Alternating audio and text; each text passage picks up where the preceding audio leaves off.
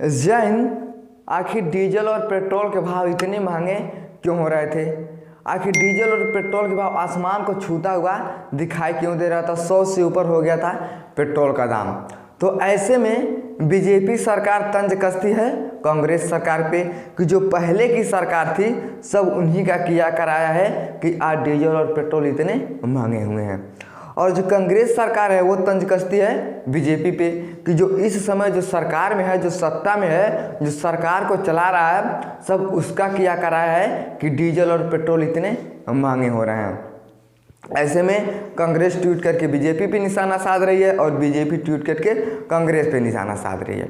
तो आखिर वास्तव में क्या है कि वास्तव में ये डीजल और पेट्रोल मोदी जी का देन है कि इतना महंगा हुआ, या फिर कांग्रेस सरकार का देन है इतना महंगा हुआ? तो आइए इसे हम समझते हैं। तो तमिलनाडु के एक ऑनलाइन कार्यक्रम में मोदी जी ने कहा कि जो पहले की सरकार थी, अगर उन्होंने ऊर्जा आयात की निर्भरता को अगर कम किया होता तो आज हमारे देश के मध्यम वर्ग के लोगों को, आज हमारे देश के गरीब लोगों को इतनी महंगाई का सामना नहीं करना पड़ता।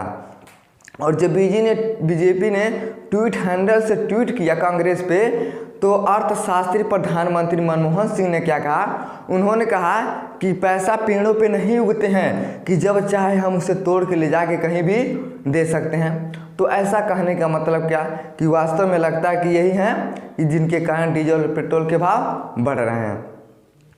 अब यह कहानी शुरू होती है 2005 से, यानी 2005 में यह शुरू हुआ। अर्थशास्त्री मनमोहन सिंह ने क्या किया? ये गए ऑयल कंपनियों के पास, यानी तेल कंपनी के पास। अब ये तेल कंपनियों के पास गए और उन्होंने कहा कि भाई साहब हमको एक काम करिए आप लोग कि हमें एक ऑयल बॉन्ड इशू करवा दीजिए। अब उस ऑयल बॉन्ड से हम क्या करेंगे? तेल को हम ले जाएंगे।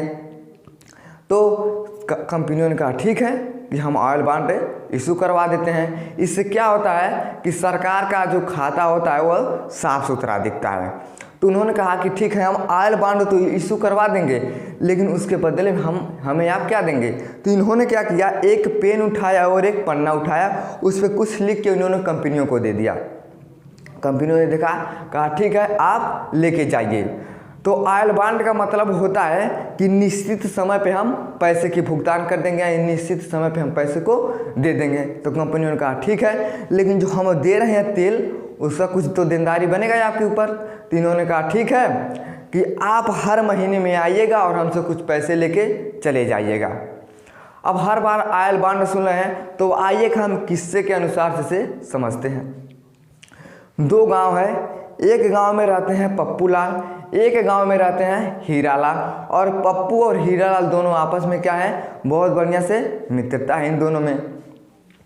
तो पप्पू लाल के पास किराने की बहुत बड़ी दुकान है, लेकिन वो अपना घर बनवाना चाहते हैं। और जब घर बनवा रहे हैं तो इनके पास पैसा नहीं है। अब ये कहते हैं क्यों ना हम मदद मांगने के लिए चले जाते हैं हीरालाल के पास।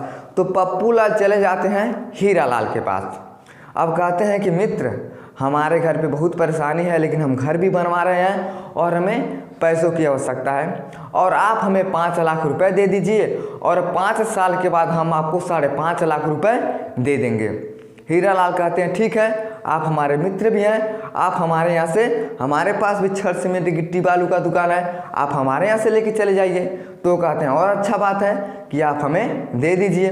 लेकिन हीरालाल कहते हैं कि अगर मैं 5 लाख दे रहा हूँ तो उसका भी आपका कुछ ऊपर देनदारी बनता है। तो पप्पू लाल कहते हैं ठीक है। वो भी एक पेन और एक कागज़ उठाया, उस पर उन्होंने कुछ लिख के हीरालाल को दे दिया। अब हीरालाल को जब दे दिया तो उसमें लिखा गया था कि हर महीने आप आइएगा और हमारे किराने की दुकान से 5,000 रुपये लेके आप चले जाइएगा। तो हीरालाल भी खुश, उनका भी कुछ हो रहा है कि यानी 5 साल के बाद तो 5.5 लाख उनको मिलेगा ही, और बीच बीच में उनका भी काम चलता रहा। और यही फंडा अपनाया किसने? पिछली सरकार, यानी मनमोहन सिंह की सरकार। यही मनमोहन सिंह सरकार लल्लू लाल, यानी ये फंडा का अपनाया गया तो ये 2005 में। तो ऐसे कंपनियों को भी फायदा हो रहा था। कंपनी हर महीने में आएगी और पैसा कुछ लेके चले जाएगी, और जो दे रहा थे उसका तो किराया, यानी उसका जो कर्ज है वो हमारे ऊपर तो चढ़ा रहेगा। तो मनमोहन सिंह ने ये काम किया।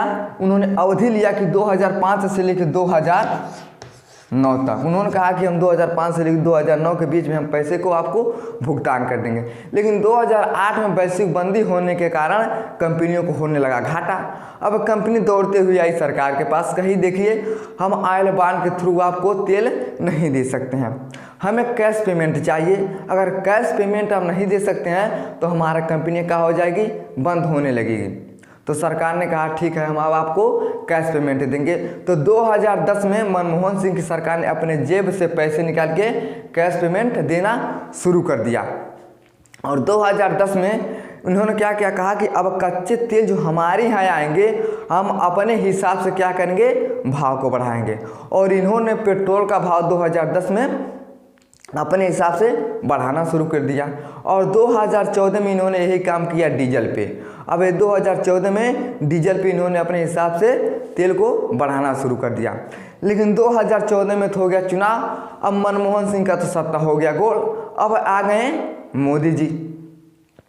अब मोदी जी की क्या है, तो मोदी जी जब 2017 में इन्होंने कहा कि अब डीजल और पेट्रोल के भाव प्रत्येक दिन हम बढ़ाएंगे। पहले तो एक हफ्ता 10 दिन में बढ़ता था, लेकिन इन्होंने कहा कि अब डीजल और पेट्रोल के भाव हम रोज़ बढ़ाएंगे, कि जब हम लेके आएंगे तो हम डिसाइड करेंगे कि कम रहेगा या बेसी रहेगा। 2017 में इन्होंने ये काम किया। लेकिन 2015 और 2019 के बीच जो पैसा लिया गया था 2017 में, तो इन्होंने कहा कि हम तेल को क्या करेंगे, रोज़ बढ़ाएंगे। लेकिन 2005 से और 2009 के बीच जो पैसा लिया गया था, यानी तेल कंपनियों ने दिया था, तो कर्ज कितना था, 1,34,960 करोड़। इतना पैसा लिया गया था 2005 और 2009 के बीच में, ये सरकार ने लिया था। अब यही पूरा हुआ 2015 से लेके 2019 के बीच में मोदी जी को 2 बार भरने का मौका मिला। तो मोदी जी ने क्या किया, इसमें से 3500 करोड़ उन्होंने कंपनियों को दे दिया। हम ये नहीं कह सकते हैं कि मोदी जी ने पूरा पैसा भुगतान कर दिया, मोदी जी ने पूरा पैसा भी भुगतान नहीं किया। उन्होंने 2015 से लेकर 2019 में जब 2 बार मौका मिला, तो उन्होंने 3500 करोड़ रुपए तेल कंपनियों को उन्होंने क्या किया, दे दिया कि भाई यह आप इस तरह पैसा रख लीजिए। तो कंपनियां कहती हैं कि 2022 से लेकर 2026 के बीच में वही पैसा क्या हो रहा है, म्यूच्योर हो रहा है। यानी 2022 से लेकर 2026 के बीच में यही पैसा मोदी जी को देना है, जिसमें से मोदी जी ने 3500 करोड़ तो दे दिया है। अब वही पैसा वो 2022 से लेकर 2026 के बीच में उन्हें भरना है। तो मोदी जी ने कहा कि ठीक है, हम क्या करेंगे, पैसा आपको भुगतान कर देंगे 2022 से लेकर 2026 के बीच में। अगर आपका पूरा हो रहा है तो हम पैसा दे देंगे। हम अपने देशवासियों के ऊपर, अपने परिवार के ऊपर कर्ज नहीं थोपना चाहते हैं। लेकिन हम लोग सोचते हैं कि आखिर डीजल पेट्रोल इतने महंगे क्यों हुए। तो भैया जो पैसा लिया गया था, ये किस पे लिया गया था, तो डीजल और पेट्रोल पे क्या किया गया था, ये पैसे को लिया गया था ऑयल बॉन्ड के थ्रू। अब डीजल पेट्रोल पे लिया गया था तो डीजल पेट्रोल का दाम महंगा हुआ, कि जिसके कारण सरकार की कमाई होगी और वो सरकार ले जाके क्या करेगा, उन कंपनियों को पैसा देगा। तो हम सोचते हैं, हम और आप सोच रहे होंगे कि हमारे ऊपर तो कर्ज नहीं है, ये तो सब कर्ज सरकार के ऊपर है, ये मोदी जी के ऊपर है। लेकिन ये सब गलतफहमी, ये सब कर्ज हमारे ऊपर है, हर आदमी के ऊपर, हर भारतीय के ऊपर 32,000 रुपये का कर्ज है। अगर हम ये समझ के बैठे हैं कि हमारे ऊपर कर्ज नहीं है, तो हमारे ऊपर कर्ज है कितना, 32,000 रुपये का। अगर हर भारत का आदमी, एक ही आदमी अगर 32,000 रुपये देगा सरकार को, तब जाके सरकार कर्ज मुक्त होगा। तो आप तो समझ गए होंगे कि डीजल और पेट्रोल ये मोदी सरकार का बढ़ाया हुआ है या फिर कांग्रेस सरकार का बढ़ाया हुआ है। अगर समझ में आ गया तो वीडियो को लाइक, शेयर, सब्सक्राइब जरूर करें। धन्यवाद।